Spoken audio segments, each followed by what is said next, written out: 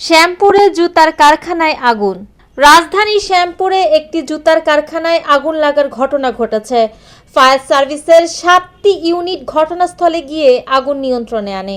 মঙ্গলবার 11 ফেব্রুয়ারি ভোর 5টার দিকে আগুন লাগার সংবাদ পায় ফায়ার সার্ভিস।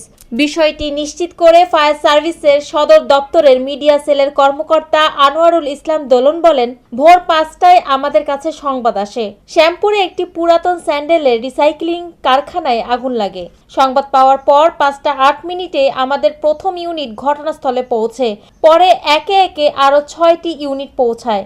সর্বশেষ সকাল 7টা 18 মিনিটে ফায়ার সার্ভিসের 7টি ইউনিট প্রায় 2 ঘন্টা কাজ করে আগুন নিয়ন্ত্রণে আনে। তিনি আরও বলেন, প্রাথমিকভাবে আগুন লাগার কারণ জানা যায়নি। আগুনে কারখানার সব কাঁচামাল পুড়ে ছাই হয়ে গেছে।